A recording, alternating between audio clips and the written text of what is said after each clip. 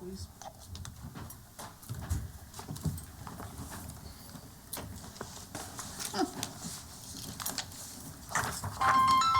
Mayor Parton, Here. Vice Mayor Gore, Here. Councilor Joyner, Here. Councilor Harris,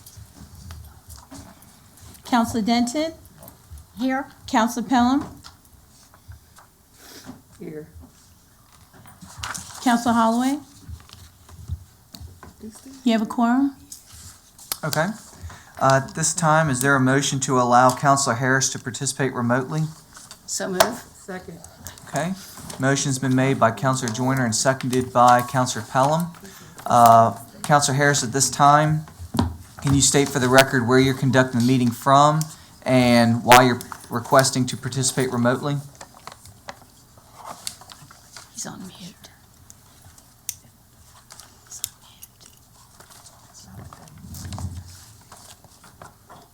He's muted.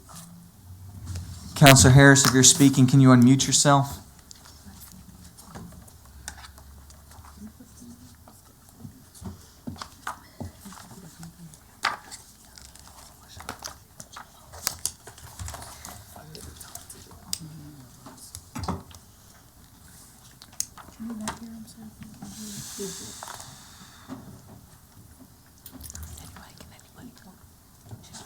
All right. Wait while we give him a call.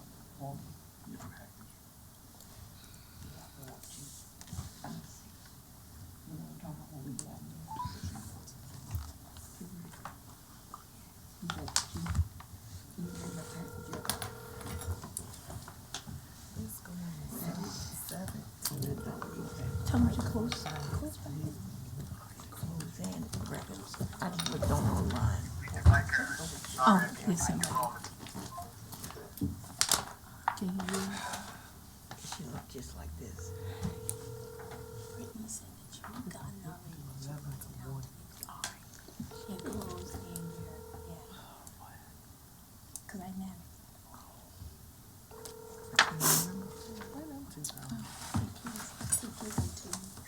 never. And then I have. Okay, well, for the interest of time, we're just gonna go ahead and move on, and if he calls in, he can call in, but he won't be able to speak in closed session.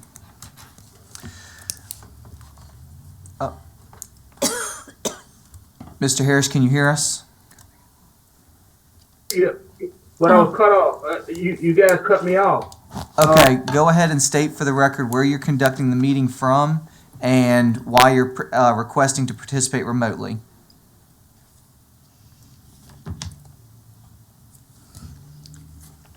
Man, There. I'm conducting from home for medical reasons. Okay. All right, is there any discussion from council? Seeing no lights, roll call, please. Councilor Holloway. Councilor Joyner. Yes. Mayor Parton. Yes. Vice Mayor Gore. Yes. Councilor Denton. Yes. Councilor Pelham. Yes. Motion passes 7-0, 6-0, sorry. Okay. Is there a motion to go into closed meeting pursuant to Virginia Code Section 2.2-3711A1 to discuss and consider personnel matters, including board and commission appointments, the assignment and performance of specific appointees and employees of City Council, and Virginia Code Section 2.2-3711A29 for the discussion of the award of a public contract involving the expenditure of public funds, including interviews of bidders, offerers, and discussion of terms or scope of such contract, where such discussion in open session would be adversely affected the bargaining position or negotiating strategy of the public body, and to the extent such discussion will be aided thereby, and to the extent such discussion, well, yeah, that's just stated twice. Is there a motion? So move. Okay, I'll second it. Any other discussion? Seeing none, roll call, please. Councilor Joyner. Yes. Councilor Harris. Yes, Mayor Parton. Yes. Vice Mayor Gore. Yes. Councilor Denton. Yes. Councilor Pelham. Yes. Motion passes 6-0. Okay? Can I make a statement before we go back in there? Just, Okay. okay. I would just like to remind everybody on the dais, I am hard of hearing, what you all know and have known for 7 years.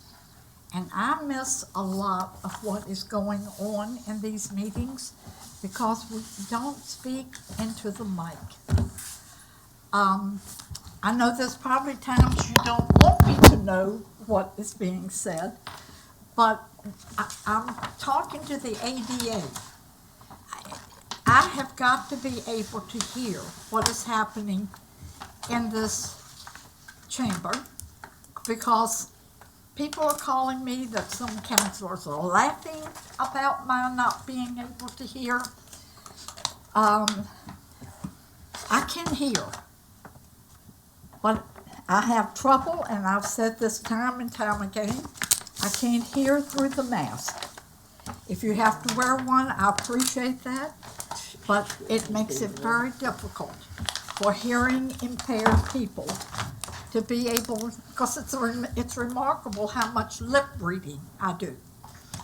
And I can't lip read. So I'm just asking you tonight to please speak into your mic so I can hear. Thank you. Uh-huh.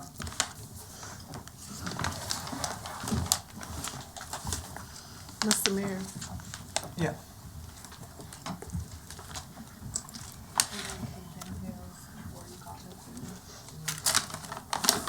So I'm going to do the board appointments real quick, Rob real quick, and then Danielle's stuff I would think would be quick, and then I'm gonna let either Charles or the homeless standing committee, because your metric thing, just, we just give that to council, say, please look this over. So you want to call it back once you talk? Do what? Yeah, so once we finish the appointments, that's when I'll call you and Danielle back. Okay.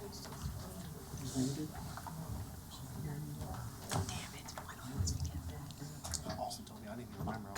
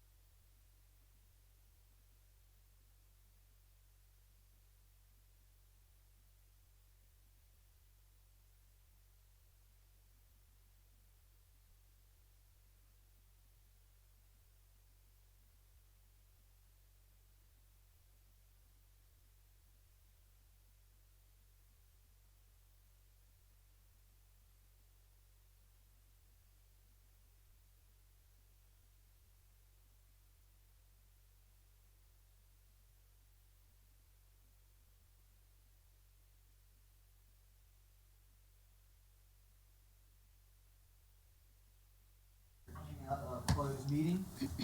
Do I have a motion to come out of closed meeting? So moved.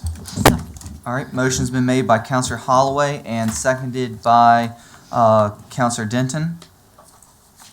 Is there any discussion? Seeing no lights, roll call, please. Counselor Holloway? Here. Counselor Joyner? Yes. Counselor Harris? Mayor Parton? Yes. Vice Mayor Gore? Yes. Counselor Denton? Yes. Counselor Pelham? Motion passes 6-0. Okay. At this time, do I have a motion to appoint Dr. Paul Reynolds to the Board of Zoning Appeals, Dr. Rip Ballou to the Hopewell Redevelopment Housing Authority, and Mr. Frederick Walker and Miss Michelle Bennett to the Hopewell Prince George Healthy Families Board? All right, motion. What? All right, did you second it, or? No, I just like the motions to be separated out, separate out the housing authority. Okay, so the motion on the floor, are you okay with that? What's that? To separate I have that, a question. are you okay? I mean, I'm gonna second your motion, but are you okay with separating out the Hopewell Housing Authority from the other two? Yeah. Okay. Yeah. All right, so this motion on the floor is just for Dr. Paul Reynolds for the Board of Zoning Appeals and Mr. Frederick Walker and Miss Michelle Bennett for the Hopewell Prince George Healthy Families. Is there any discussion? Seeing no lights, roll call, please. Counselor Holloway? I'm gonna abstain because I wasn't back there to know. Counselor Joyner? Yes. Counselor Mayor Parton? Yes. Vice Mayor Gore? Yes. Counselor Denton? Yes. Counselor Pelham? Motion passes 5-0. Okay. Next motion on the floor is to approve Dr. Rip Ballou to the Hopewell Redevelopment and Housing Authority. It's been made by Counselor Denton and seconded by myself. Is there any discussion? Vice Mayor Gore? I just want to annotate for my constituents that I'm going to be voting no for this because I believe that we should have a meeting with the HRHA regarding some concerns that were raised, and I feel comfortable having that addressed before I vote to appoint another member. There's nothing personal about the applicant. Okay. Any other discussion? Seeing no lights, roll call, please. Counselor Holloway? Counselor Joyner? Yes. Counselor Harris? Counselor Harris? Mayor Parton? Yes. Vice Mayor Gore? No. Counselor Denton? Yes. Counselor Pelham? Yes. Motion passes 4-1. Okay. All right. You abstain. At this time, can you do our certification for closed meeting? Certification. Certification pursuant to Virginia Code 2.2-3712D, where only public business matters, 1, lawfully exempted from open meeting requirements, and 2, identified in closed meeting, motion discussed in closed meeting. Roll call, please. Counselor Holloway? Counselor Joyner? Yes. Mayor Parton? Yes. Vice Mayor Gore? Yes. Counselor Denton? Yes. Counselor Pelham? Yes. Motion passes 6-0. Okay. We're moving into our regular meeting, and this is the call to order. Can I have a roll call, please? Roll call. Mayor Parton? Here. Vice Mayor Gore? Here. Counselor Joyner? Here. Counselor Denton? Here. Counselor Pelham? Here. Counselor Holloway? Okay, we have a quorum. All right, this time we will have our opening prayer by Pastor Collier, followed by the Pledge of Allegiance to the flag by Counselor Holloway. Please stand. We bow our heads, please. Father in heaven, we approach your throne tonight on behalf of this council and on behalf of this city. We thank you, Lord, that your grace is sufficient for whatever our needs may be. I pray, God, that you would grant wisdom to this council as they discuss the business and make decisions on behalf of the citizens of this great city. We pray, God, give discernment, grant grace, and Lord, let us continue to walk in the strength of your Spirit, and God, help decisions to be made, Lord, that will bless you, will honor this city, and move this city forward. We pray, God, as your word says, Lord, blessed are the peacemakers, for they shall see God. Lord, help us to find common ground, God, to walk together, to find those things that we can agree with, Lord, and to move forward so that this city can continue to be, God, what you designed it to be. Bless each council person, God. Grant them wisdom and grace and mercy, and watch over us all, we pray, Father God. In the name of Jesus. Amen. I pledge allegiance to To the flag of the United States of America, and to the republic for which it stands, one nation, under God, indivisible, with liberty and justice for all.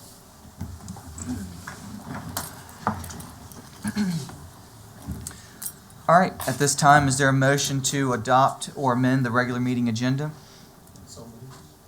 To adopt the regular meeting agenda? All right, I'll second it. Any discussion? Seeing no lights, roll call, please. Counselor Holloway? yes.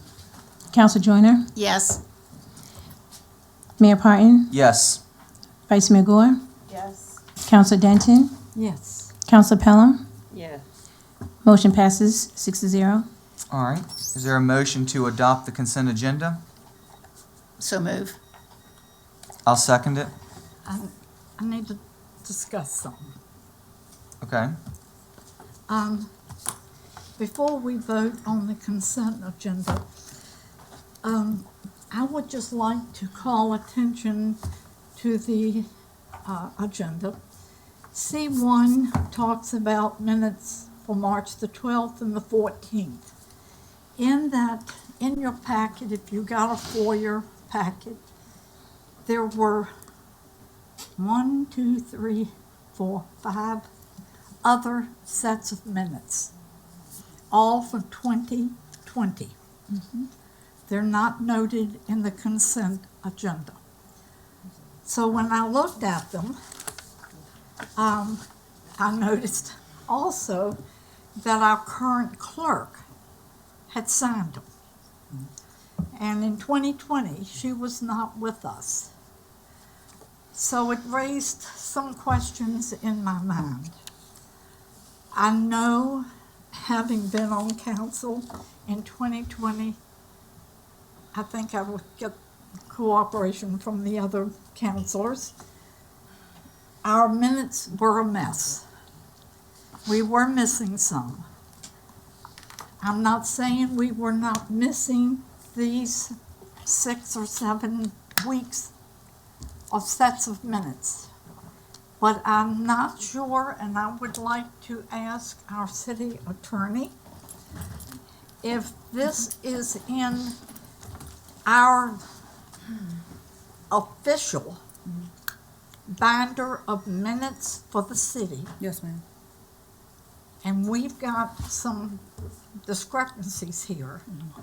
Is there a proper way, if we don't, we're going back and make these corrections, is there a proper way if the original city clerk is not available to sign these minutes for the record, that we put that name and then signed by Brittany as the acting clerk? It seems to me if these are the official book of the minutes for our city, Yes, ma'am. we should be very particular about how we record them in that book. Right. And this is leaving some error of judgment. I think because we do have so many clerks that have taken the seat since 2020, the proper thing to do would be to have the mayor who was serving in 2020 sign the minutes, backdating them to the effective date of when they reflect the minutes of the city council meeting. So since the clerk who was presiding over the meeting is no longer available, the proper thing to do would be to have the mayor who was serving at the time sign the minutes. Well, the mayor, who happened to be Gore at that time, Vice Mayor Gore, she signed it as the mayor. Right. So I'm just saying There, that that we would, should have the clerk's name in there, that we, I haven't signed anything. They're on the agenda so that I can sign them. okay. So what makes the minutes, official is the signature of the chairperson that was presiding over the meeting. That was either the mayor or the vice mayor. So it would be proper to have the mayor or whoever was presiding at the time, or city council person, whoever was the chairperson, sign the minutes to make them official. The clerk's signature would be nice to have, I guess. Essentially, I'm saying it would be nice to have, but essentially because we don't have that clerk here anymore, what makes the minutes official is the signature of the chairperson, which is usually the mayor or the vice mayor. So as long as those signatures are on there, as long as those signatures reflect the mayor at the time or the vice mayor at the time, we're okay. okay. So what I'm getting out of it is you're asking for a friendly amendment to remove C1, is that correct? Yes, Okay. and then they can bring it Second. next. Okay. All right. With the correction. Yep, all right. I got Counselor Pelham's light and then Counselor I was gonna Holloway's make light. that motion to extract them from Okay. the minutes, cause I had the same comment. Okay, And that, when It's y'all, okay.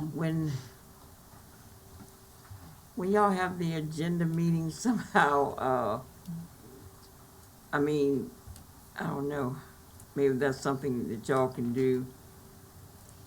We should have a separate meeting maybe to, I have some idea when she's gonna catch up with the old minutes, so that we, We need to be very transparent about that, you know. I'm not trying not to be Yeah, transparent. that's what I'm saying, you are. Thank you. All right, so anyway, some kind of way we can gather a timeline of how many minutes we have left to go from the old 4 years ago or whatever years ago, and get a timeline when she can finish them. And get maybe one of the clerk or the deputy clerks just exclusively to work on that, so we can finish those. yeah, you can do that. Okay, Counselor Holloway? This is something that I had brought up to council previously, and also to the vice mayor who had already had the city attorney give answer to this when she was training the clerk prior to. There's actually rules, it doesn't have to be guessed, as to the proper way to correct the old minutes that needed to be adopted. And I believe it's also including the council voting on it.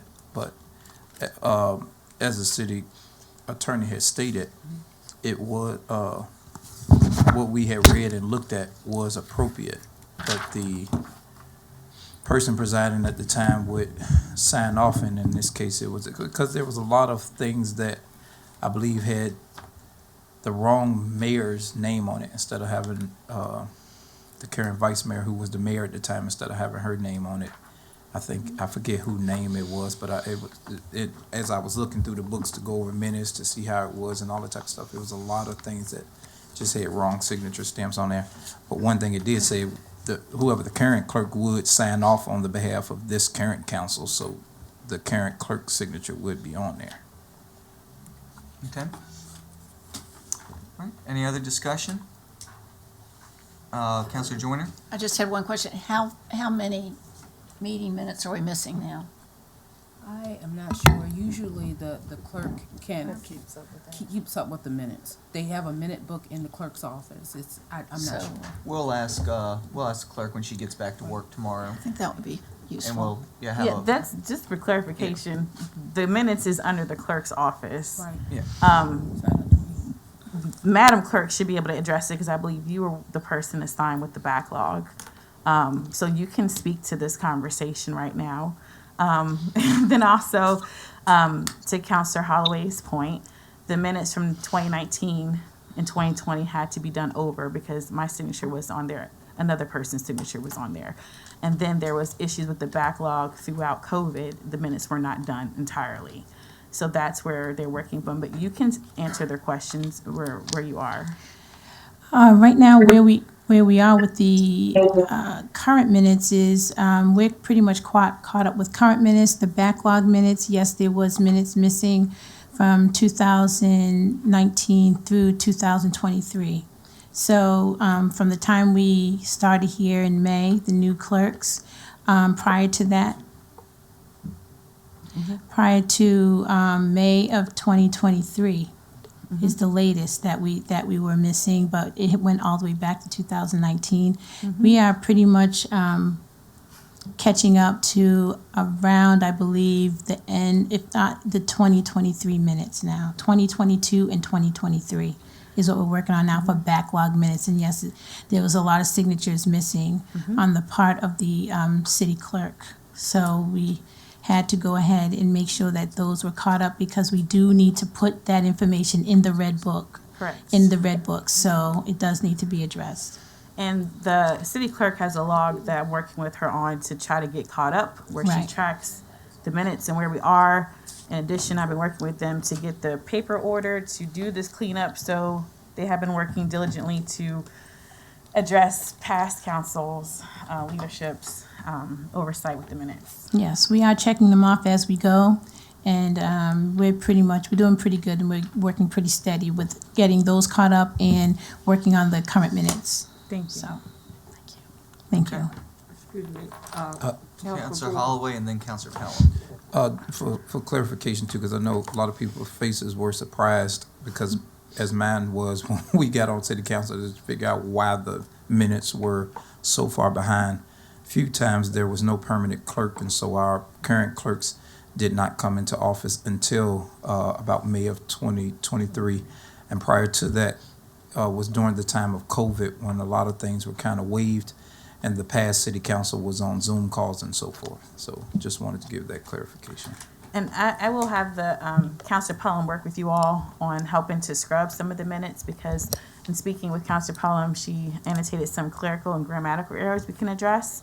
So I was waiting for you guys to get caught up and then have her sit down with you all to address some of the changes. Okay. Counselor Pelham? Already stated, thank you. Okay. All right. Roll call, please. Counselor Holloway? It's to approve the consent agenda except for C1. Counselor Joyner? Yes. Counselor Harris? Yes. Mayor Parton? Yes. Vice Mayor Gore? Yes. Counselor Denton? Yes. Counselor Pelham? Yes. Motion passes 7-0. Okay. Moving on to informations and presentations. Mr. Sanderson. Yeah, come on. So I just want to take a minute to introduce Jimmy Sanderson, who I think most of you know, but I've talked in my last few presentations about the need to be able to access capital markets, one for a bank to do revenue anticipation notes to help with their cash flow, and we've talked for a long time about longer-term capital access. So we asked Mr. Sanderson to come tonight to just give a brief update about the issues, and it's a short presentation, so he's going to give you that, and then you have time for questions. So thanks. Thanks, Russ. Good evening. Again, Jimmy Sanderson with Davenport. Good to see everybody again. Russ asked me to come and talk to you a little bit about the capital markets, borrowing markets. I did have some conversations with some folks to get their feedback, in particular from the banking side of the equation. But so I think this is sort of the beginning of some conversations we're going to have over time. But I want to sort of set the framework of the things that we're really going to need to have in place in order to go and ask folks to help lend us money. Because one of the things they're going to want to make sure, obviously, is that we have the wherewithal to repay it, as do you. The first, obviously, is to get our audits up to date, right? So understand that's progressing. The expectation, hopefully, is that we're going to get those sort of mid-year. I believe that's still the plan. But once we have those in place, the market is going to, and particularly the bank market, is going to look to us as if we are in the same stead as anybody else who has their audits complete.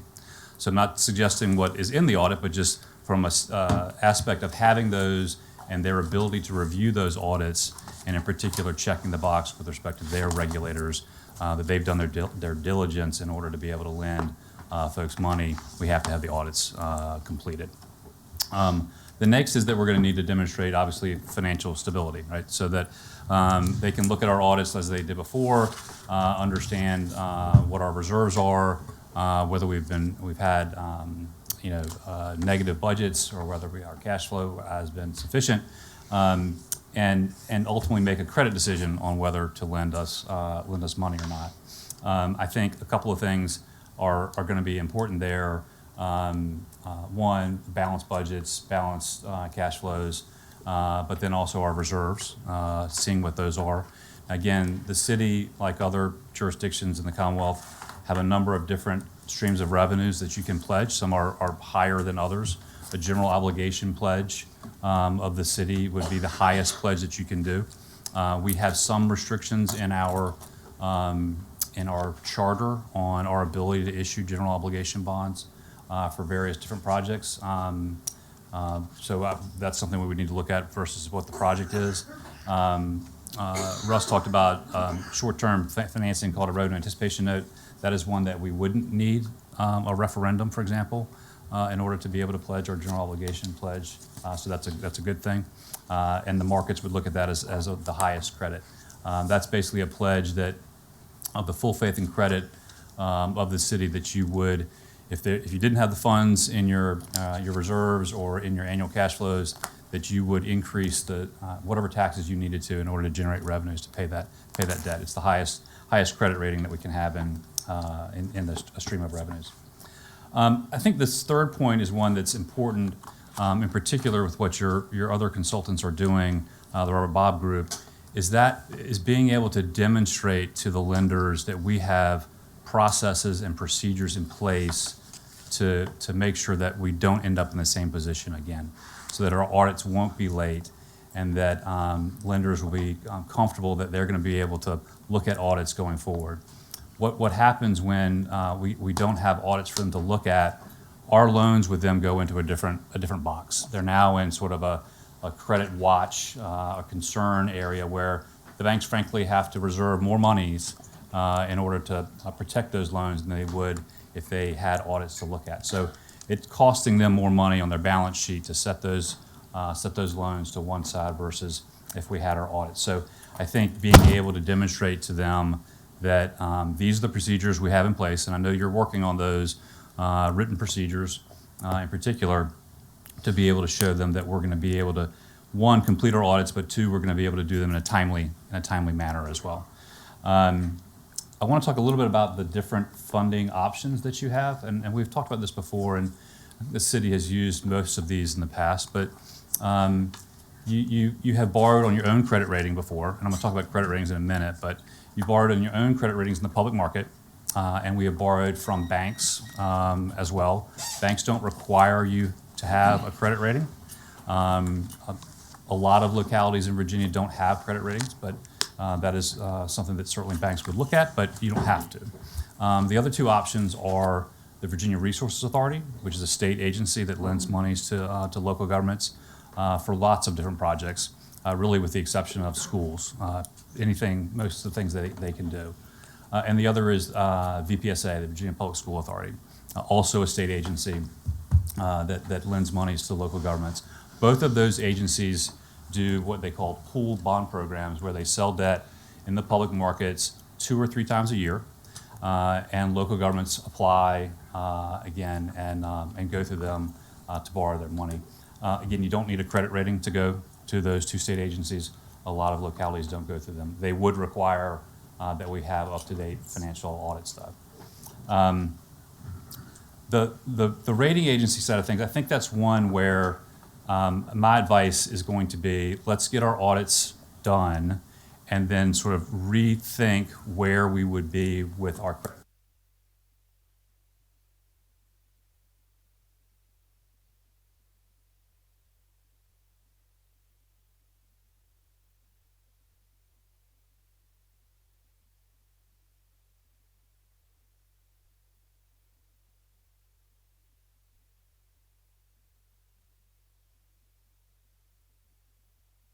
Money whenever you want to. You can go in the public markets and borrow versus going through, in particular, VRA or VPSA, where they do certain sales certain times during the year, and you're really relying on their schedule when they are going to market to borrow that money. And you may need it at a different time. The last piece I want to talk about is sort of the challenging on the structures. I think, in particular, I wanted to hit on the revenue anticipation notes, which are allowed under Virginia law by local governments. You have to demonstrate that you are going to have a deficiency in your cash flows for that year, and you can only borrow up to that amount. Those loans have to be repaid within the fiscal year that you issue them. So the longest they can be is 12 months. And the expectation is that think about it, the name of the loan, it's a revenue anticipation note. You're anticipating those future tax revenues usually are going to come in and be sufficient to repay that loan before the end of the fiscal year, and then you start the process again.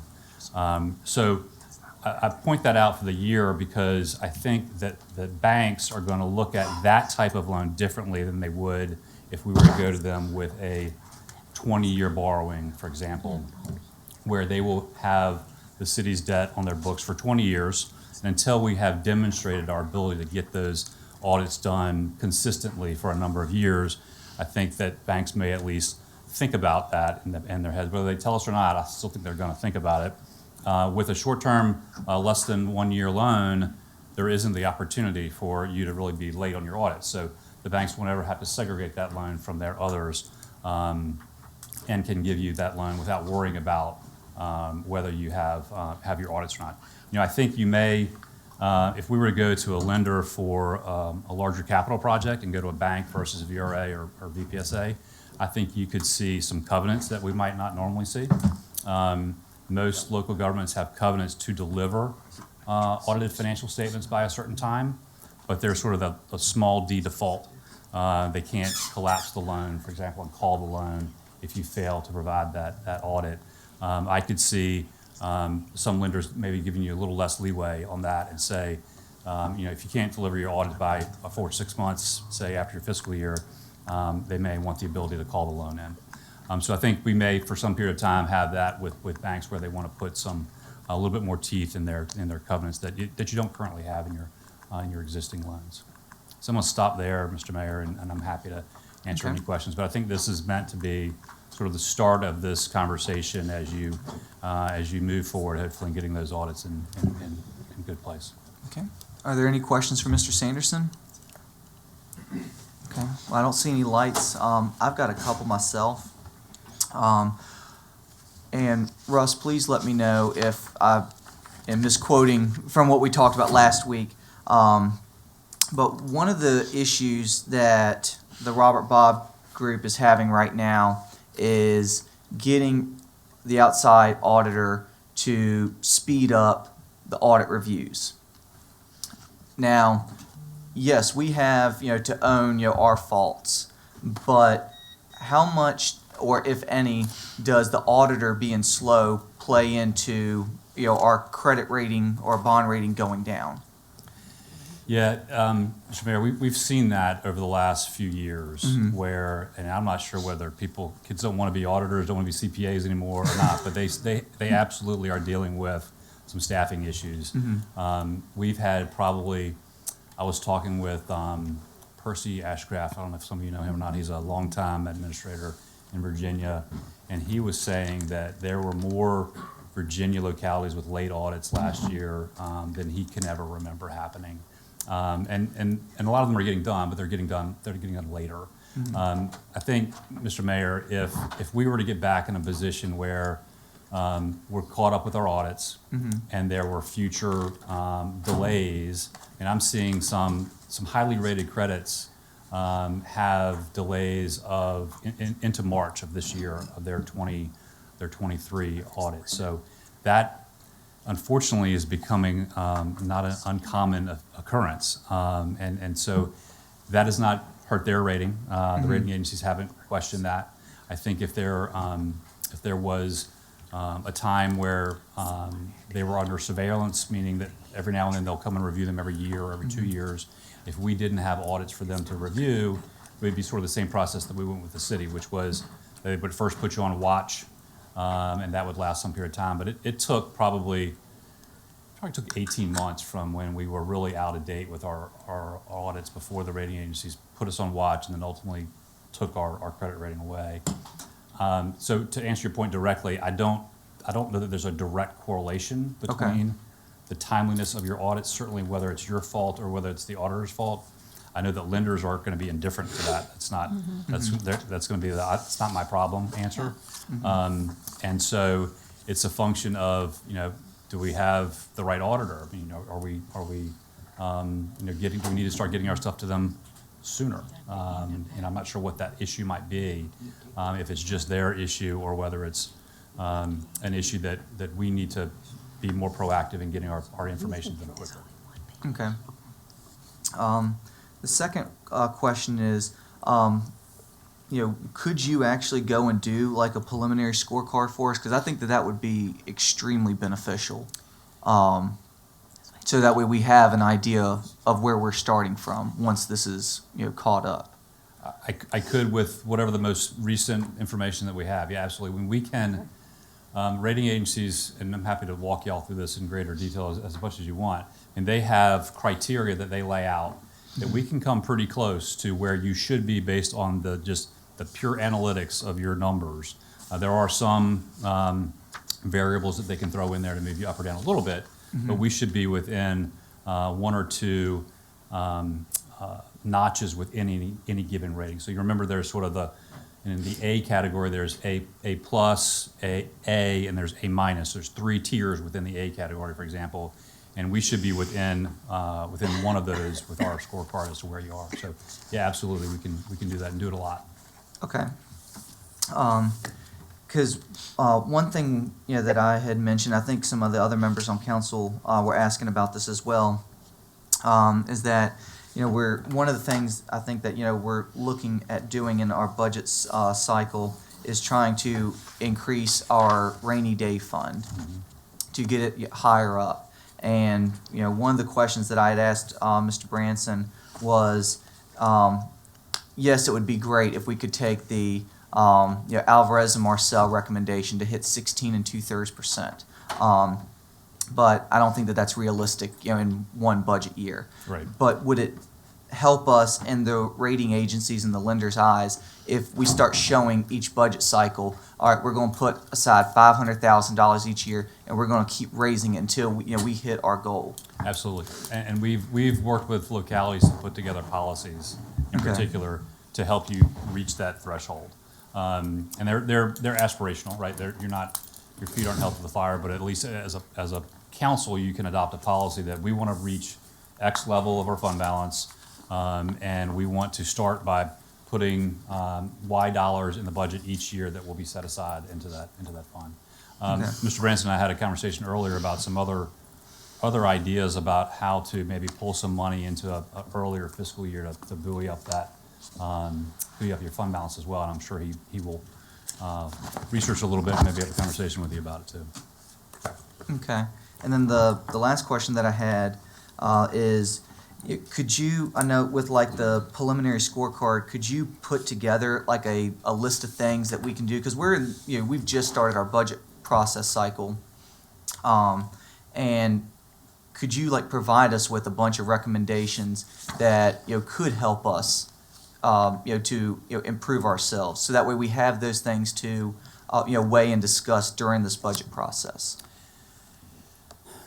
Yeah, and I'm thinking, only reason I'm hesitating is I think my advice may differ based off of where you are financially, right now. And I don't want to make a suggestion that you start doing something and we catch up on our audits and either it wasn't enough or it was too much. And so I'm just wondering, Mr. Mayor, that might be a little premature. I mean, I think sort of the overarching things are balanced budget, right? Having certain levels of fund balance, which sounds like Mr. Branson, you all are talking about, which is a good thing. Having those policies in place that we talked about with respect to making sure that our audits are going to be timely moving forward. I mean, those are sort of the overarching things that that anybody would have and make sure they've got.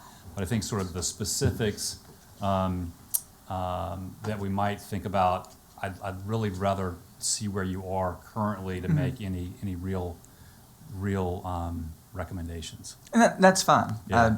I make no bones about the fact I am not a big finance expert. That's why we have folks like you, Mr. Branson, to rely on your subject matter expertise. Right. Well, and I think some of remembering we've got multiple credits with you all. Well, you have multiple credits. You've got your general obligation credit rating, and you've got your utility, your sewer credit rating as well. Two totally different credits. What's important is different for both of those. And so I think we would be looking at obviously what you need to do on the general fund side, and then separately what you need to do on the utility side, which is just as important, because you want to make sure that utility is self-supporting, meeting the criteria that you need to, and meeting the covenants that you have in your documents. And those are different. Those are different than what we look at with a general fund obligation. Okay. All right. Vice Mayor Gore. Thank you. Good seeing you. You too. Congratulations. Thank you. You're welcome. She's so cute. She turned 6 months yesterday. So in regards to some of the information kind of that Mayor Parton was talking about, we did discuss the last time you were here potentially not just the rainy day funds, but then also some of the, I don't want to use the word utilities, but when it came to some of our enterprise accounts, in regards to like some of the money that we had to set aside for, I think it was wastewater, we had to do like 570 something thousand one time. And then it was something else for public works. I think we had for the underwater, the underground storage tanks. Right. Um, Right.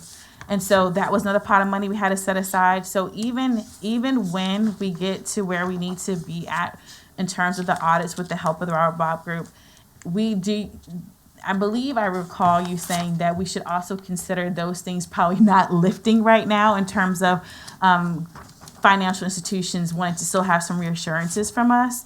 Do you think that, again, I'm not trying to hold you to anything, but do you think that we also need to keep that in the back of our mind? We're talking about rainy funds as well for like those particular groups.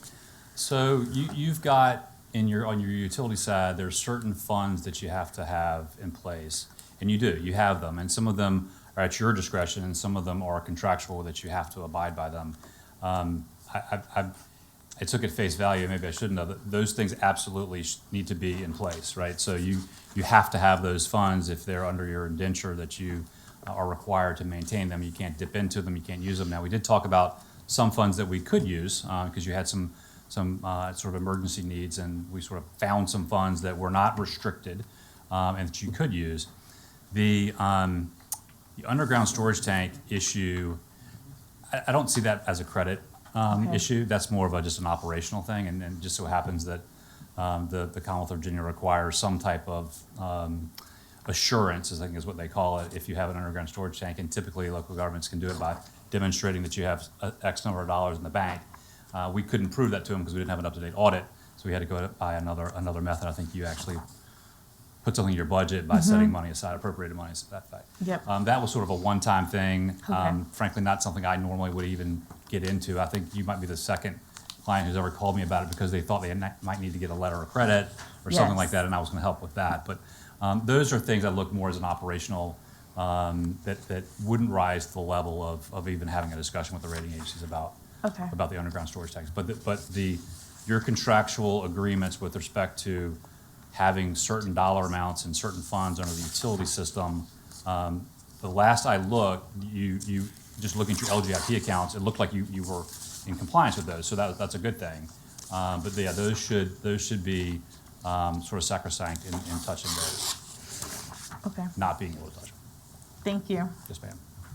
Okay. Are there any other questions from members on council?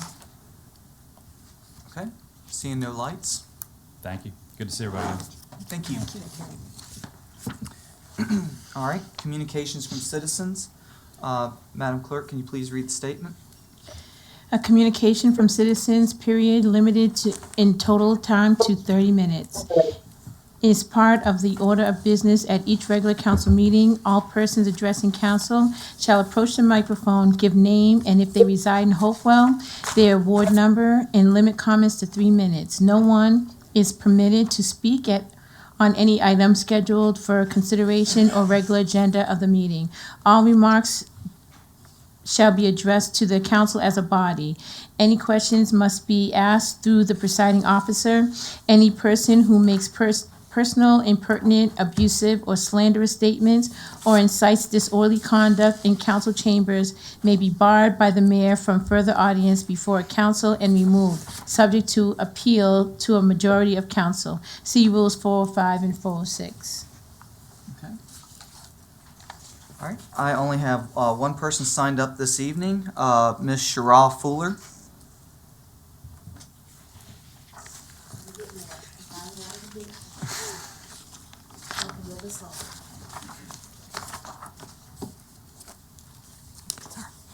Good evening. Good evening. My name is Shara Fuller, and I live in Ward 5. I want to appreciate something that, and I might be titling you, sir, but is it Reverend Collier? Reverend Collier said, and it's from the Bible where it says, "Blessed are the peacemakers, for they shall see Jesus." The last city council meeting, there was some truly unpeaceful behavior that occurred. There was disrespect amongst the board, which shows outwardly to everyone else that's looking. It was so outrageous that it was written in the news. It made headline news. Hopewell's already making headline news for all kinds of behaviors and things that's going on. The last thing we need is to see our council members squabbling amongst each other and showing such disdain towards each other. But then, I mean, it's kind of not really shocking because it's the same disdain that we as a city are feeling. You know, I hear, the conversations about the Double Bob group, and I'm sorry, I call them the Double Bob because Robert Bob just happens to be a little funny. But we hear them asking for more money to pay for these things. And we heard in December where you said that there was a deficit and you didn't have the money to pay for these different things. But then it said, hey, tax those to get more money. But you're bleeding a dry turnip. There's no more money in the city. And y'all know it. You know it. I mean, I got a notice on my door yesterday telling me that, hey, your grass is getting a little hot. The weather just got warm, y'all. I don't know what to tell you. The grass is just starting to grow. But I was like, hey, I'll do my best and I'll cut it because I care. And they don't deserve to get fussed at, quite frankly. They do a thankless job. But the disrespect you're showing amongst each other by the squabbling and the, this back and forth, because trust me, the words were quoted that were said amongst them. And I'm sorry, Mr. Parton, if you didn't see it. I don't know if you heard it. But it was heard throughout the city. And it's not right. It's not polite. And some of those things need to be addressed. Instead of some people sitting on their high horses, Jesus got down on a colt. If you don't know what a colt is, it's a baby donkey to go to his people. If our Savior, my Savior, I believe in Jesus, if he can get down and be lowly and go amongst other people, what more so us? What more so us can we go to other folks? Tomorrow night is a community walk. I know people have families, they've got parents, they've got grandkids and other family things that they've got to go attend to. If you're able to be there, that'd be great to show your face amongst your community. The children in the schools in Hopewell City Public Schools are in intercessions. They have exhibitions most of the days that they're showing off their hard works. It would be great if the city councils whose ward those are in, they can go show their face and show the kids, hey, look, we care. But starting from the top, if we're asking the children to have better behavior, then it starts at home with their parents, because that's their parents' part. But it also starts here. Y'all are our city leaders. You're who people are looking at. We see enough squabbling amongst the Democrats, Republicans, and everything else out there, but we're looking at you because this is home. So that's one thing I wanted to say. Additionally, I don't know if anybody else has driven it, and before you say call Dominion, I'm not standing out there long enough to take a picture of the pole because you got to take a picture of the pole to be able to report the outage. On the 7th Street Bridge, as you come out from here to go over, whole half of the bridge is out of lights, and it's been out of lights for months. Months. You can literally come from Carter G. Woodson, turn left and come up as you're coming up on that bridge. You get to the first 2 or 3 lights, they're on. The next few lights on that row as you're coming up on apartment complex. Time is up. Well, they're out. And somebody needs to do something. I'm not a police officer. And I don't feel safe enough to go out there and take a picture of the pole. So Appreciate it if y'all could. Yes, ma'am. Thank you. All right. Is there anyone else here in the audience tonight that would like to speak? Yes, ma'am.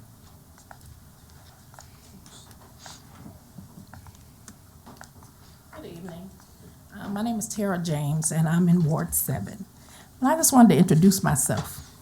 On a positive note, I'm a community health worker, and I'm working in Hopewell. I'm working to decrease disparities in our city, health disparities. I work with people who have, I don't know if you're familiar with social determinants of health.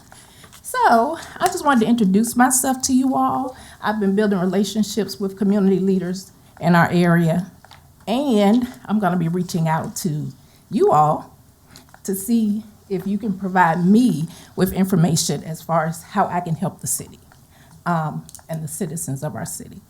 I work for Central Virginia Health Services. I'm not sure if you're familiar with that. We have 2 locations here in Hopewell. One is in the high school, and we have one in the crossings. So we're federally qualified health center. So we see people with all insurances. We take people with no insurance. So again, I'm Tara James. Just wanted to introduce myself to you all because you will see me again. Thank you. Thank you. All right. Is there anyone else in the audience that would like to speak? Okay. Seeing none, we're going to continue to move on. Public hearing. Madam Clerk, will you please read the statement?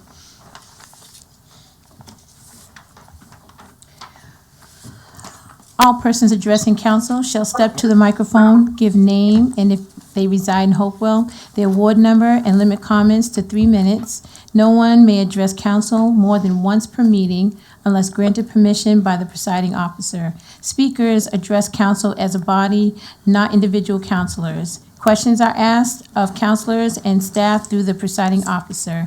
Any person who makes personal, impertinent, abusive, or slanderous statements or incites disorderly conduct in the council chambers may be reprimanded by the presiding officer and removed from the meeting upon a majority vote of councilors present, excluding any councilor who is the subject of the motion. See Rules 405 and 406. Okay. Mr. Ward?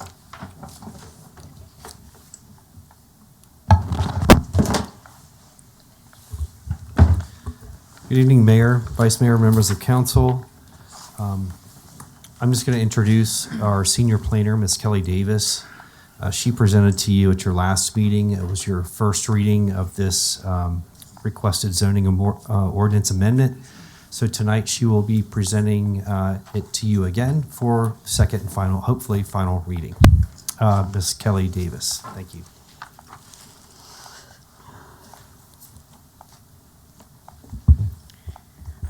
All right, thank you, Mr. Ward.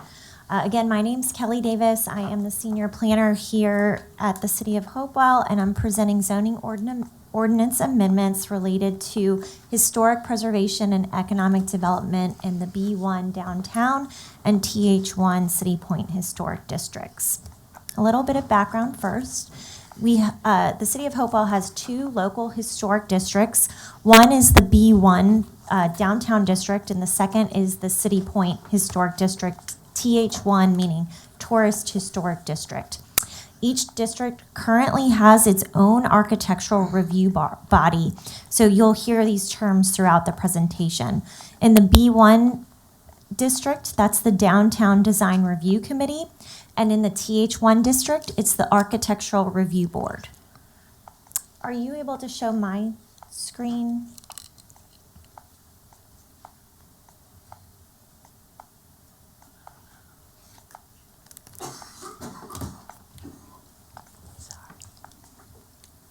Just give it a moment to come up. All right, here we go. These review bodies will review any exterior changes that are visible from the right-of-way, and that does include alleys.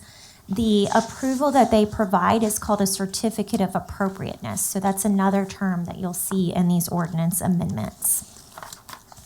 For reference, the B1 zoning is this area shown in yellow and blue on the screen and adjacent to our downtown. And then in the TH1 zoning district, this is the area up in City Point shown in purple. So the scope of this update was originally intended to consolidate the two review bodies, the ARB and the DDRC. And in order to do that, we pulled out some of those sections into a new article for historic preservation. At the same time, we also identified a number of changes that were necessary at the request of economic development and business owners in the city to address some really important needs related to signage and new businesses. So we've touched these, and that didn't also include the definitions section as well. So briefly on the changes to the new historic preservation article. So this is a new article that will apply to all historic districts. The article will outline requirements for historic districts generally, and this is the section that consolidates the B1 and TH1 architectural review requirements.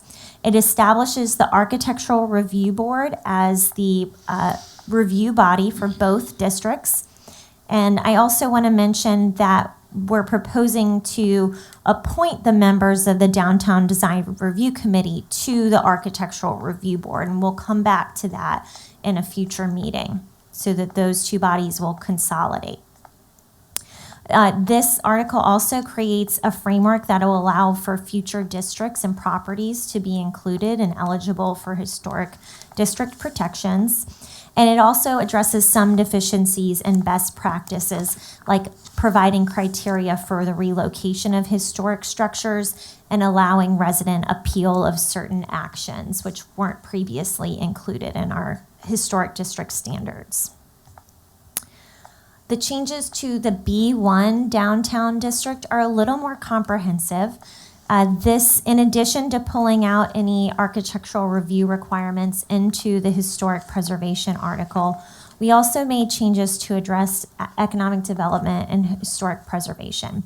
We've modified some uses to, again, I mentioned last time, address stopgap measures to promote active economic development prospects. This is not going to address all the needs of the zoning ordinance, but we have a few active economic development prospects that we wanted to go ahead and add into this amendment. At the request of the DDRC, we've also changed some sign requirements, really to eliminate and reduce stringent requirements like letter height, and allow modern materials and address certain sign types that weren't permitted. We're also addressing common complaints, like adding transparency requirements in so that you can see into storefronts for safety, to address safety, and allowing LED lights, which is a new form of light that can still be the same color as our historic district lights, and adding some design standards for new construction and infill development in the district. I have outlined here some of the key sign changes since this was brought up. I'm not going to go into each of these in detail, but I wanted to have it in here just in case there were any questions that come up related to signs. In summary, though, all of the changes to signage are going to be less restrictive than they were before, or allow new types of signage to be reviewed by the ARB. In the Tourist Historic District, we're going to be removing and eliminating some conflicting and unenforceable text. There were some conflicting information related to setbacks, for instance, for accessory structures, or some provisions that we don't have access to data that would allow us to enforce. We're eliminating minor and major violation language that was vague and has become difficult to interpret over time. And the biggest change to this section is that we're allowing an option for administrative review of minor actions, particularly related to painting of existing painted structures, so that folks can come in with, if they want to change their color on their home, the ARB has adopted a color palette that would allow staff to then interpret and determine whether it was appropriate for the district. This slide shows the new definitions that are being added. I'm not going to go into each one of these, but if there are any questions about these new uses, all of these are related to the B1 district and uses that were requested or sign types that were requested. So with that, staff does recommend approval of this zoning ordinance amendment. This is your second reading, so we're recommending that action take place after the public hearing. And I'm also asking for this to be effective on a June 1st date. That will allow us time to vote on the consolidation, or you all to vote on the consolidation of those bodies, appoint the members of the DDRC to the ARB, and allow us staff time to get the correct forms in place and be prepared for the June meetings. And with that, I stand ready to answer any questions. Thank you very much. Any members of council have any questions? All right, seeing no lights, the public hearing is open. There is no one signed up for PH1. Is there anyone in the audience that wishes to speak tonight? Seeing none, public hearing is now closed. Will a member of council like to make a motion? Councilor Joyner. Well, I'd like to make a motion that we approve the recommendation of approval of the proposed zoning ordinance amendments to consolidate to one body, the ARB. And I support this. It's long overdue, and we appreciate all the hard work that went into it. Councilor Joyner, do you mind if I state for the record that your motion is to approve the zoning ordinance amendment for Article 1 definitions, Downtown Central Business District B2, B1, and then the Tourist Historic District? That's correct. Article, yeah. On second reading, the exact statement. That's correct. And the new historic preservation article. And the new historic preservation article. Which is Article 23. Is there a second? Second. Motion's been made by Councilor motion's been made by Councilor Joyner. Sorry. And then seconded by Councilor Denton. Any other discussion? Is the motion to approve it? Yep. Okay. Roll call, please. Council Holloway, Motion's to approve. Council Joyner, Yes. Council Harris, Council Harris, Yes. Mayor Parton, Yes. Vice Mayor Gore, Yes. Council Denton, Yes. Yes. Council Pelham. Yes. Motion passes 7-0. Okay. Moving on to regular business, R1, Chief Taylor.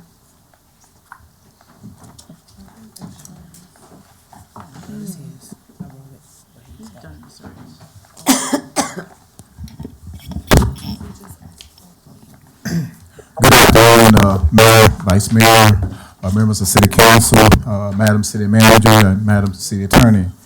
Tonight, once again, I'm here with the proposal for the tow truck ordinance and requesting your approval.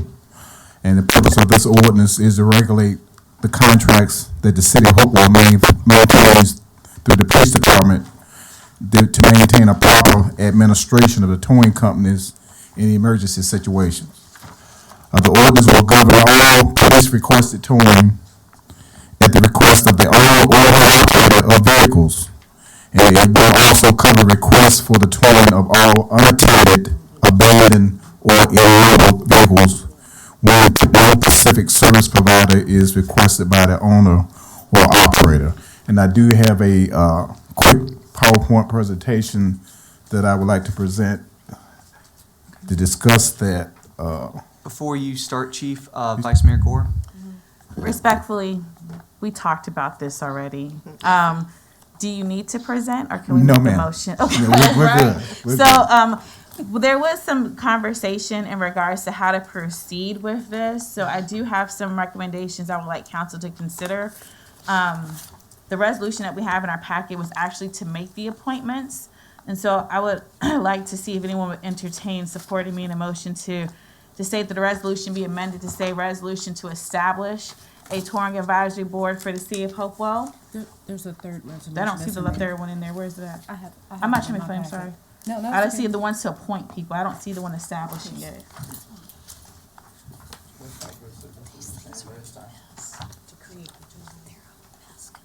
Where is that in our packet?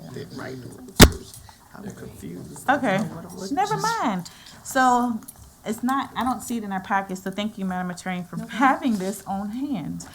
There's a resolution of the creation of a towing advisory board for the city of Hopewell. It cites whereas, Code Section 46.2-1217. It also cites 46.2-1217 in regards to the authority that council can use to establish the board. My only recommendation is in looking at the draft appointments is to say that the board shall consist of no less than 3 to no more than 7 members for 2-year appointments. That's fine. Yeah. Correct. So I move to adopt the resolution of the creation of a towing advisory board for City of Hopewell with the amendments that the membership of the board shall consist of no less than 3 no more than 7 members for 2-year terms. And from my understanding that we discussed that we said we wanted to still have interviews for the applicants. Okay, Did you make the motion? Yes. Second. okay. Motion's been made by Vice Mayor Gore and seconded by Counselor Holloway. Counselor Pelham? Yes,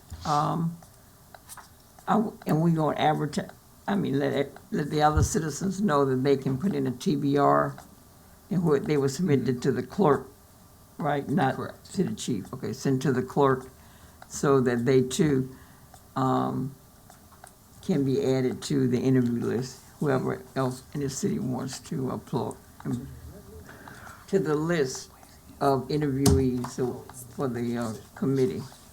Okay. All right. Seeing no other lights, roll call, please. Counselor Holloway? Counselor Joyner? Yes. Counselor Harris? Yeah. Mayor Parton? Yes. Vice Mayor Gore? Yes. Counselor Denton? Counselor Holloway, Pelham, yes. Counselor Pelham? Motion passes 6-0. Okay. Thank you. Vice Mayor Gore?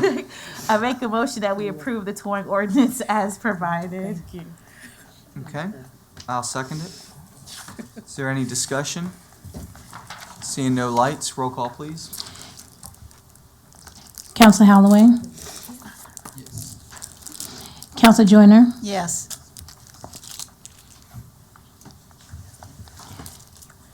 Counselor Harris? Yes. Vice Mayor Yes. Gore? Yes. Mayor Parton? Yes. Counselor Denton? Counselor Pelham? Yes. Motion passes 7-0. Okay. All right. Moving on. Once again, thank you. Yep. All right. Moving on to R2, Mr. Bennett.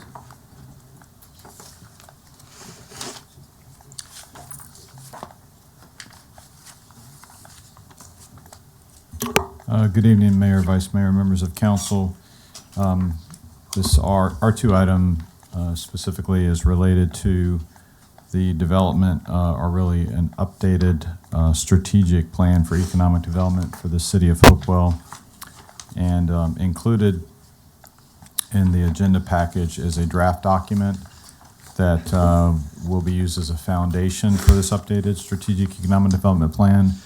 This document was with the records that I received from the Hopewell Economic Development Authority, the EDA, and it provides a really good baseline document.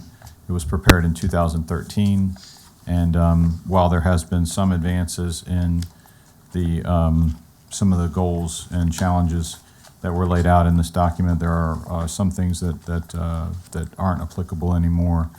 And so what we are proposing essentially is to use this as a foundation and work closely with council and the Economic Development Authority to by June the 15th have a draft to present to you, an updated draft, with the hopes of getting feedback and then coming back by the first meeting in July for the actual adoption of this. And this strategic plan for economic development would be our playbook that we would work from moving forward into the future.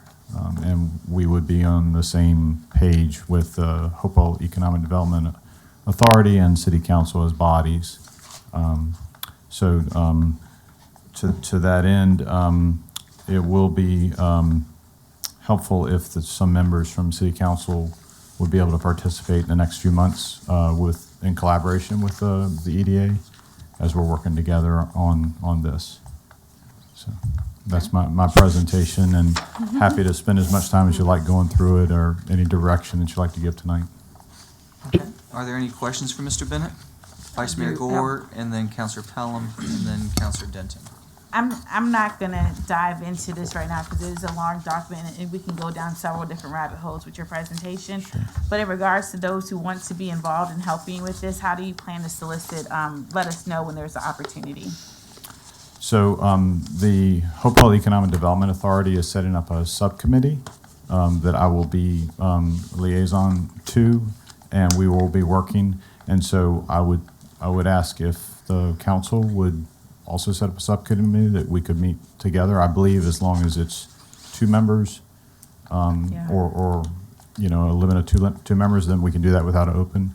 That's what I would suggest for efficiency. Okay. We'll obviously bring it into an open public meeting for all of the review and everything. So just for clarity, are you asking for us to pick 2 people to serve on a joint subcommittee? Correct. Yes, ma'am. Okay. And you need the answers tonight? No, Okay. but Just yes, we have an aggressive timeline. Our hope is to have this document prepared and approved by the bodies by the beginning of the fiscal year. okay. So, I will. I definitely want to put my interest out there to help you with this. But I just want to get clarity on that. Thank you. sure.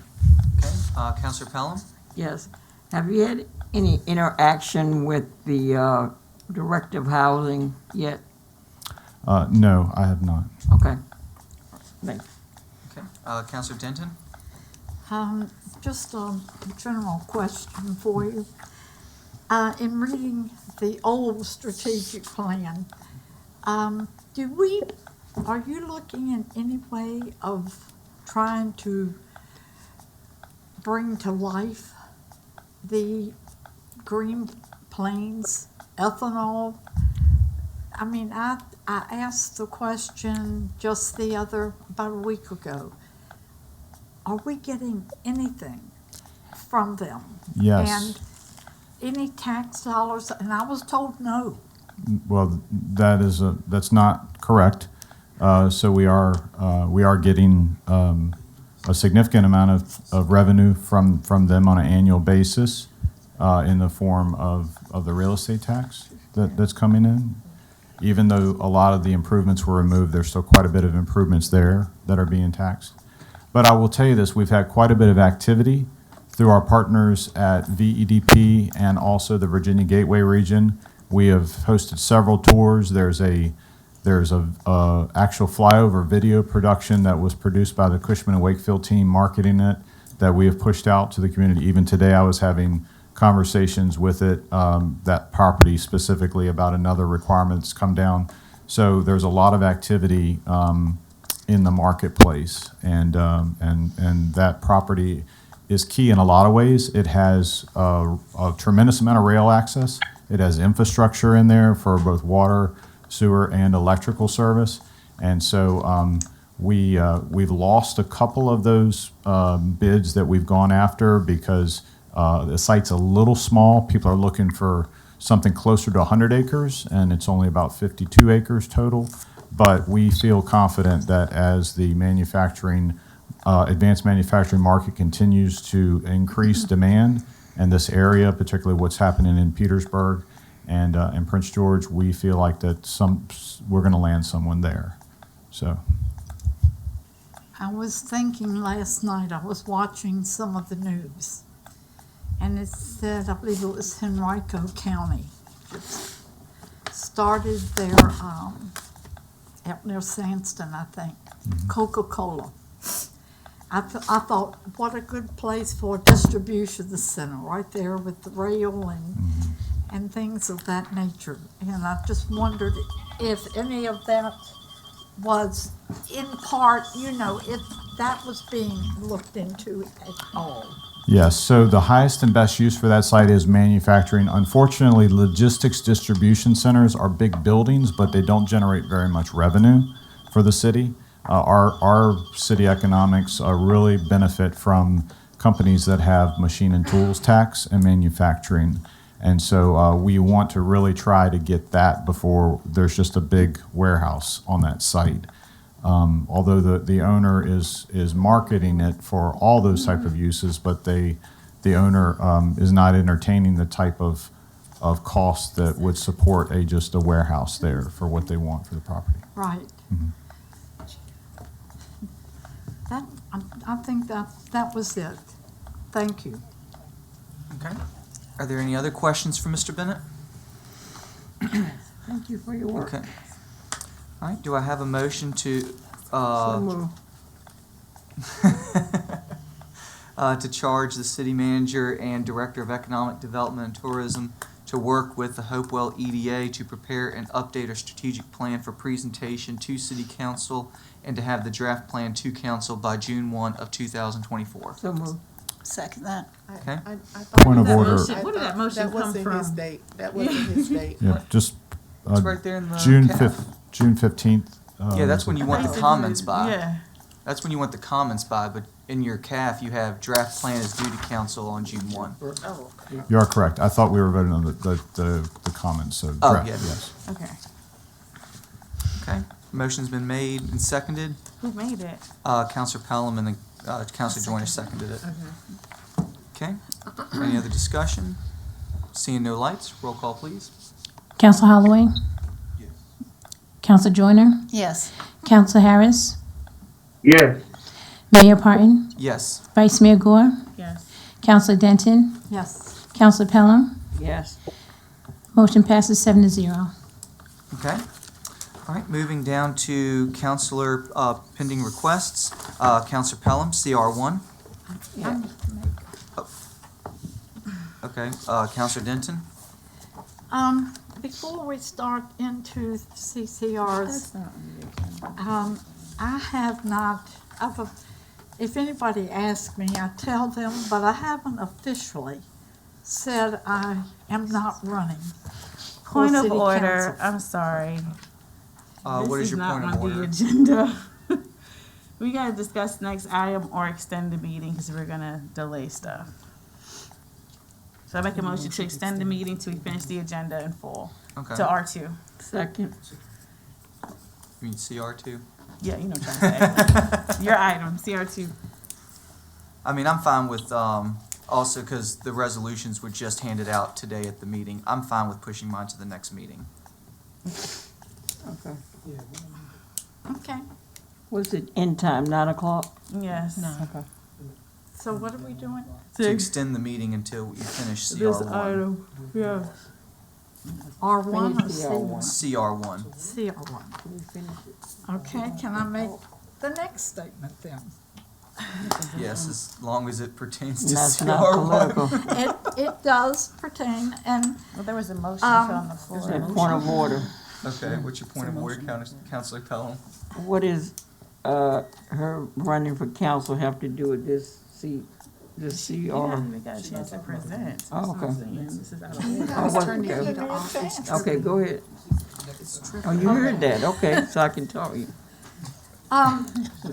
According to our rules, city council rules. I have a point of order. Hold on, What guys. are we doing? This has I have to a do with it. I had a motion on the floor, Counselor Dayton, so that you can speak, because we're gonna run out of time.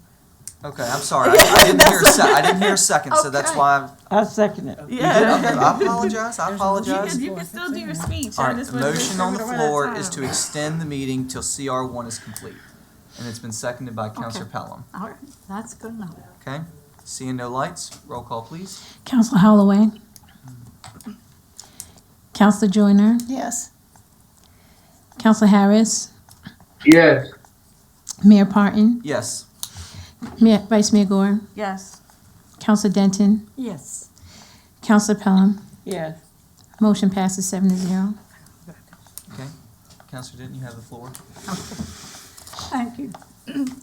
According to our rules, council rules, it says that in our article on number 303, that we have timelines, that we have to have the information into the city clerk to prepare the agenda, the upcoming agenda. Always in the past, when we have CCRs, CRs, whatever they are, we have been asked to do a CAF. A CAF is a council action form. And it tells us, because we're not familiar with the CRs, we don't discuss them in council during closed session, so it's our way of being brought up to date as to what a counselor wants to bring to the meeting. And sometimes it's just for information, it may be for action, it may, it could be a number of things. So you fill that out with the person who is responsible, and then any attachments that would help us be prepared for the meeting or for that CR. If this has been done, anybody's interested, I can show you samples that we've done in the past.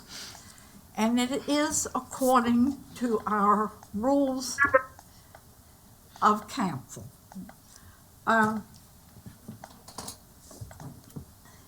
In this particular CC1,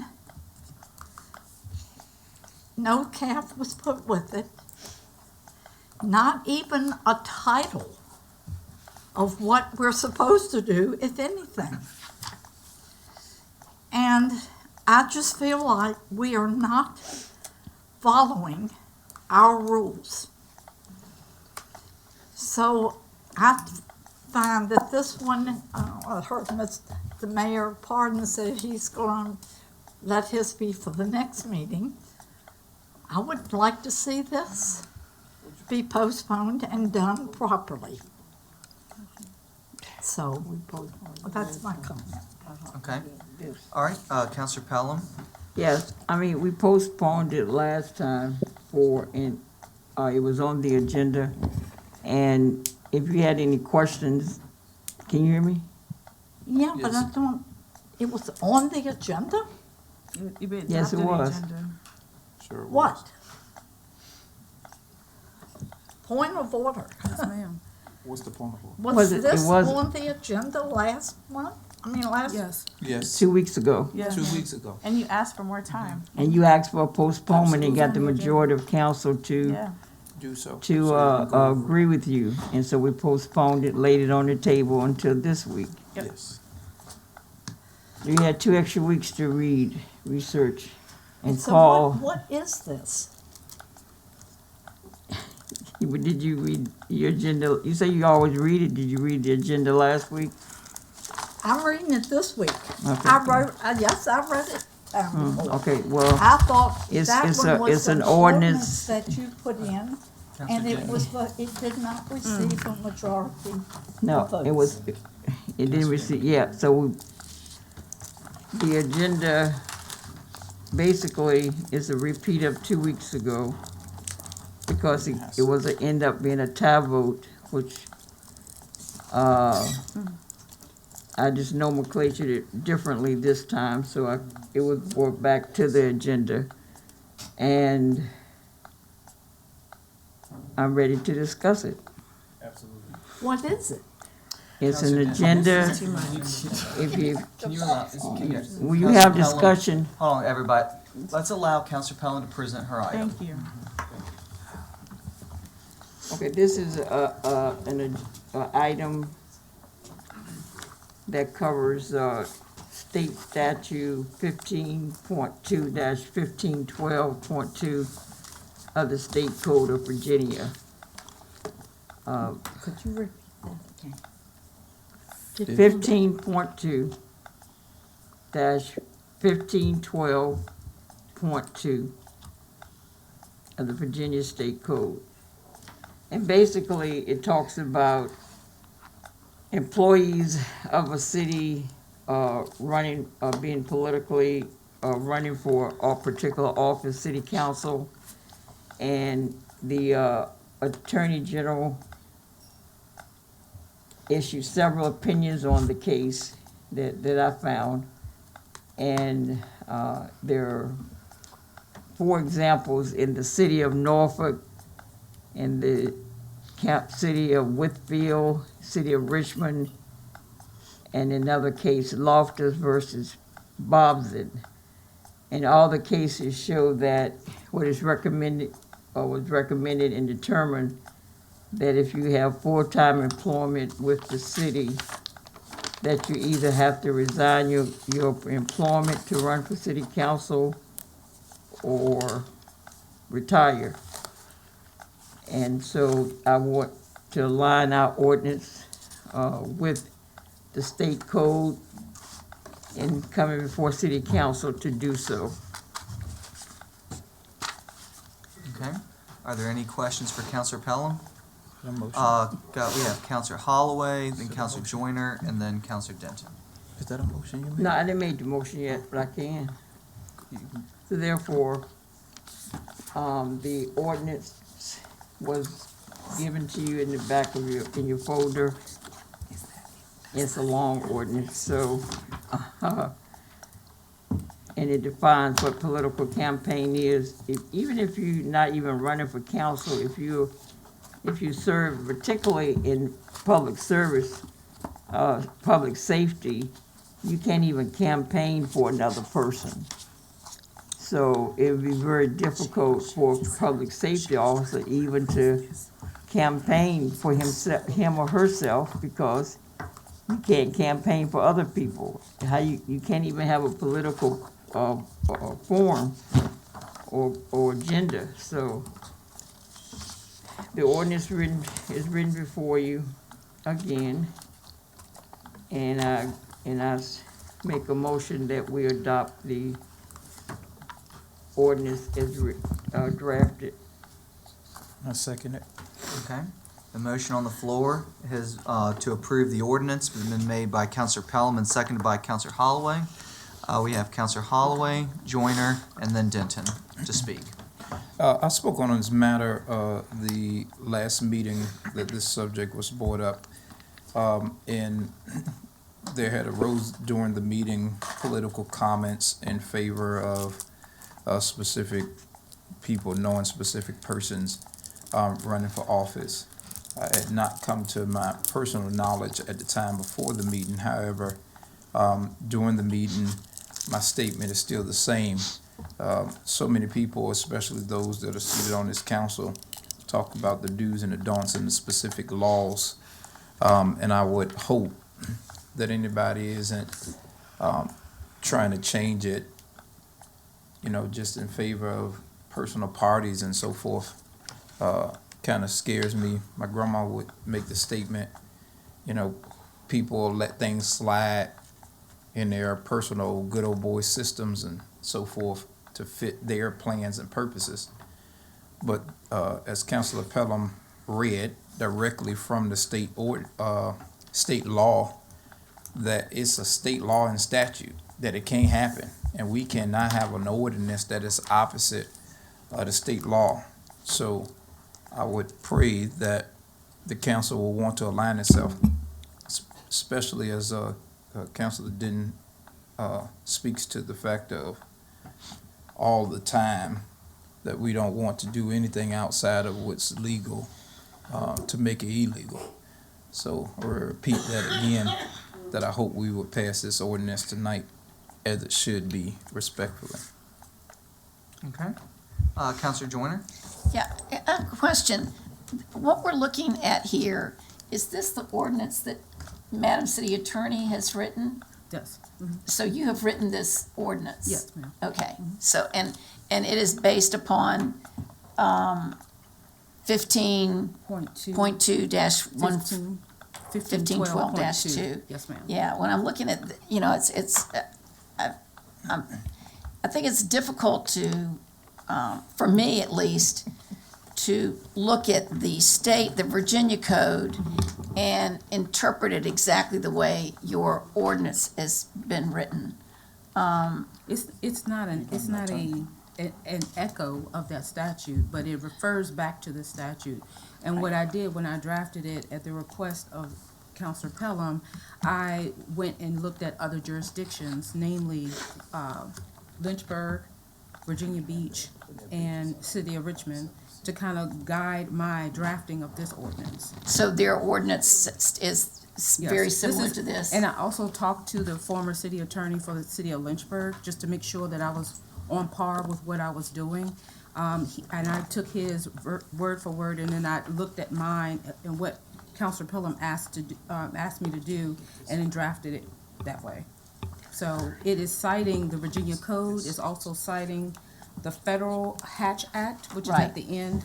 Yeah, the of Hatch Act is proposed different. The Hatch Act is a little different because it's the feds and that kind of thing, but Right, but the ordinance echoes both of those, just well, for it echoes maybe, but I'm kind of finding it difficult to interpret it exactly the way you've interpreted it here. I think it's a little murky for me to say that that's that. I just wanted to make sure that what I was looking at was the ordinance It is that you the- had written. yes, ma'am. It is the Okay, all right, just proposed making sure that that's that.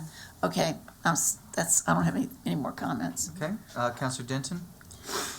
I know we discussed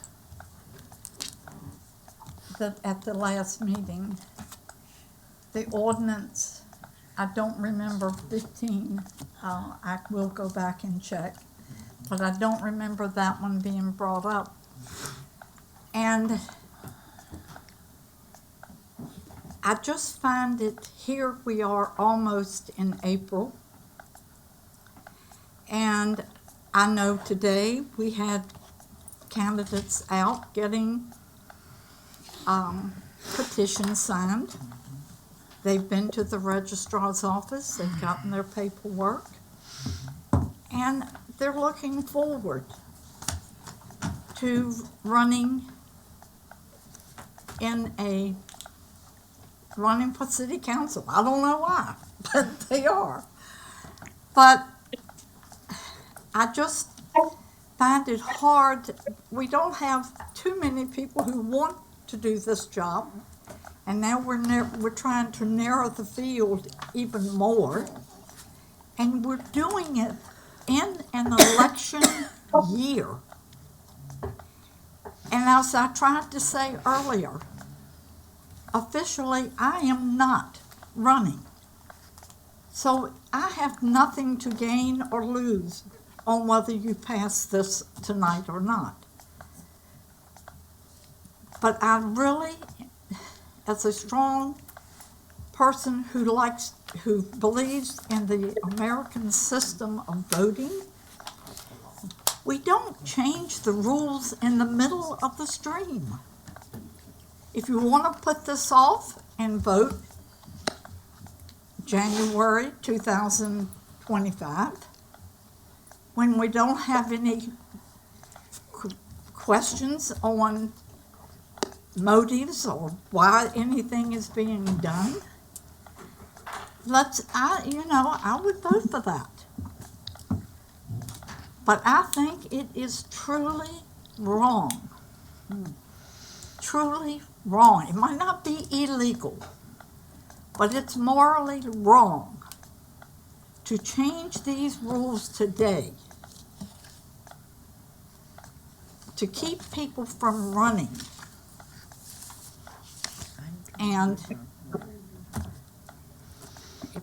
the majority of council will win, but you won't change my mind. I think it is a terrible misjustice of what we're doing, that we would change these during an election year. Now, I did do a little bit of checking, and from what I found out, they can't enforce this. I guess you'll have to find out if you pass it. Because it is in an election year. Thank you. Support. Um, Wait, when you sue the city this time, just make sure. Hold Make on, sure you pay Counselor your own Pelham, hold bill. on. I'm not Mr. paying- Harris, do you have anything to say before I do second round of comments for folks? I don't. Okay, Vice Mayor Gore, Counselor Holloway, and then Counselor Pelham. I just want to also state for the record that part of the other discussion last meeting when we talked about this was also prohibiting members of city council to be city employees as well, because that is also a conflict of interest. In addition, we talked about city council having to resign from our boards and commissions once we get elected, because that is also a conflict of interest. So it wasn't just this one particular item that keeps being highlighted. It was overall financial conflicts of interest.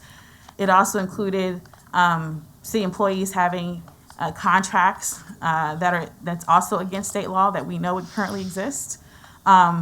So it was talking about all financial improprieties, not just this particular item. So that's one point of clarity. The second thing is just, I'm not saying this for Counselor Joyner, just to answer the question about the Hatch Act. We have some positions that have partial federal funding, and so make sure that the money doesn't cross over for their positions for the Hatch Act. That's the only thing the catch was. I did speak to somebody from Prince George. They passed this recently because they had an issue with a supervisor that was also a contractor, and so it was employee and a board supervisor, so they passed it as well to limit their conflict of interest. And they also have rules regarding nepotism for city vendors that are related to members on council that receive city funds. We don't have that either. So there's a lot of gaps in terms of financial conflicts of interest that we need to address. And then also City of Richmond has something as well. And so that member from Prince George gave me what they had passed. And I just want to clear up a rumor that about me, I've been told, and I guess Hopeful Issues or one of these issues groups, that I'm supposedly trying to be the assistant city manager. That's an utter lie. I have a job in Richmond, Department of Veteran Services. I'm a deputy director. I love my job. I'm not trying to be assistant city manager by no means. I like being on council, but I don't want to work for council. So with that being said, yeah, that's please stop spreading that lie and people worked up. I heard somebody came down to get papers to run against me because he thought I was going to be assistant manager and wanted to fire me. Don't waste your energy if that's the reason why you're trying to run for council. I can assure you I like my job. So with that being said, the other thing I would say is, we just got finished talking about a conflict of interest in closed session. I'm not going to detail what that is, but we literally just talked about a financial conflict of interest. And the reason why it still exists within employee is because council knew then for some time and still did nothing to address it. Every time there's something to address like this, it's always the wrong time. There's always a personal reason why we can't do it because of personal favor. We literally just had a conversation in the back, and the city has lost money because of this conflict of interest that several members, not the new members, the existing members were aware of. And so this is a real example of why we need to do something like this. It doesn't prevent people from running. Anyone can run. It just eliminates the conflict of interest with serving. When I ran for delegate, I had to do the same thing for my job. I almost wasn't able to run. I had to consider keeping my job or running for delegate because of the Hatch Act. And I had to get clearance to the Attorney General's office and my commissioner and secretary before I could be on the ballot. These are decisions people have to make if they're trying to do things, and it's okay. So I'm just putting that out there again, just to be cognizant that it wasn't this one particular issue. It was also making sure that we as existing members of council do not have conflicts of interest by applying for jobs, being on boards improperly, and some other things. So just want to make sure it's cognizant for everyone. Okay. Counselor Holloway? I wanted to give some clarifying statements. One of the counselors has stated just confused between the ordinance and the statute to say that the ordinance wasn't saying the same thing that the state code says. The state code specifically says 15.2-15 12.2, the code of conduct was amended to provide that while an employee can run for an elected office in a city, if the employee is elected, the employee must resign their city employment upon taking office. Where's that, Counselor? It's the same code. It's in. That's what I'm saying. Yeah, I want to see it. I can't.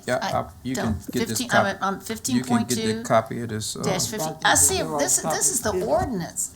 This is an ordinance that she has written. I'm not reading the ordinance. I know. Which one? What are you reading then? Compilation of Yeah, no. references of Right. not the actual. I cannot find that. You can have this reference after I finish talking. Secondly, Madam Attorney, could you give clarification to the fact that even if we don't put this in the city ordinance, that if this is still state law, it still stands over whether or not we have it in our ordinance or not? There are three things that probably govern this type of behaviors that I believe you Vice Mayor Gore was talking about. Can One you talk is- into the mic? Sure, I'm sorry, my mic is far from my seat. One is the Hatch Act, which is federal law. One is the Virginia Code 15.2-1512.2.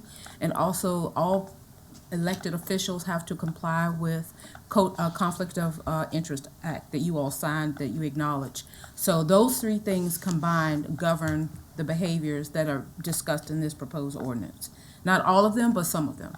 So I just offer that. All right, thank you for that. I'd like to call for the vote. Second. Okay. Motion on the floor is to call for the vote. Is there anyone that objects? I would, yes, Okay. I want to see what you are referring to, Counselor Holloway, Can you under turn the code up? 15. You tell, which section I do not find the language that you referenced. What I just referenced was the state code is one of the references. It referenced the state code and then said the adoption again of Lynchburg's Code of Conduct was amended to provide what the state code says. It's a point of reference. I read Oh, well, to this the- is what she has, that's what she has written in her, this is all What- hers. Summary. Pardon? I think he's in the document, not that. Yeah, you're looking at this document that that our city attorney has No, prepared. I'm looking at. Not the code. I do not find that language in the actual Code of Virginia unless I'm missing it completely. Keep going through it again and Can you again. would you like to read the code? Show me where it is. You can read the entire. I'm code. looking at it on my, No, I'm saying, would you like to read it? Okay. I just cannot find that. If you can show me what language that you just conveyed, and you can show me on this where it is, then that's fine. But I do not see that. No, I just said help that us this out, was a Mr. point of Attorney? reference Call for the vote. according to that exact state code. All right. That's how I read it. It's a to you. point of reference, but it's, that's not what the code says. So, anyway, okay. What's your conscious? All right. I do have I'd like point to of call for the vote. information, point of clarity. I'm missing something maybe. There's a call for a vote, There's a which call stops for, all discussion. huh? Calls for the vote, Yeah. stop all discussion. Right. Yeah, stops all According to Robert's discussion, but the rules. code does say this. There's the reference about conflict of interest, but there's a code on the call for the vote on the floor. Right. Okay. Roll call, please. Council Holloway, Yes. Council Joyner, No, Council Harris, Yes. Mayor Parton, No. Vice Mayor Gore, Yes. Council Denton, no. Council Pelham. Yes. Motion passes Okay. And 4 to the meeting- 3. And the meeting has been automatically adjourned. All right. Thank you all for coming out tonight. I thought we voted to extend. There was a, You said the resolution. how did it, adjourn? We had a motion on the floor.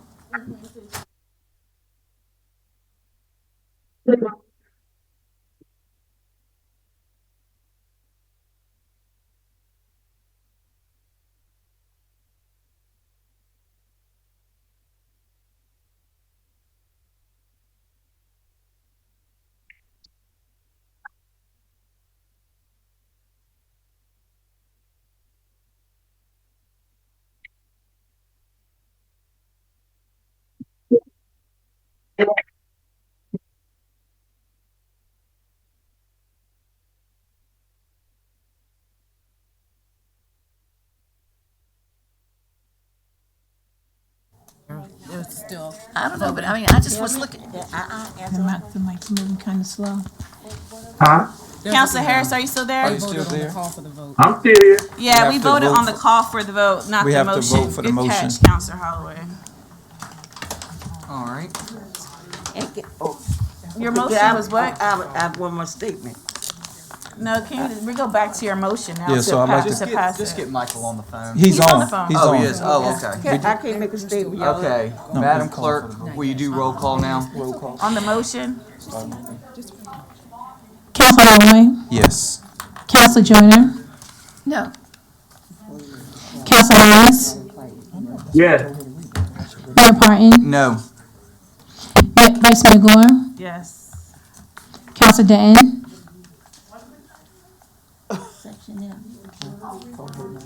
Counselor Dalton, Your vote's no. It's Yeah. for the, it's for the It's ordinance. to, You said it's to no. approve the, Counselor Just Brown, say no, because Yes. you don't support it. Just say no. Voting on we the have to ordinance. vote on the ordinance because someone Counselor objected Holloway, to the Yes. call to the vote. motion passes 4-3. Employees of a 5-0. locality. Just Your tell- record is 5-0. Just tell them that you record your vote as no. You have to, Employees have of to a rec- locality, Hold including on, point of order. firefighters. Yes. I mean, not, point of information, I meant, excuse me, not point of order. She didn't know. She passed it, so won't we have to vote for her to redo her vote now? No, she didn't. She didn't know what we was doing. Her vote is no. Yeah. Yeah, she didn't. No, she there didn't was, know. it was a small error. All right, So it's 4-3. 4-3. nothing changed. Motion Right. passed 4-3. All right. It's nothing personal, it's in the code. Can we, You wanna see it? You wanna see it? You need to see it. I know you need to see it. Virginia Wanna see Code it? Come on. 1512-1512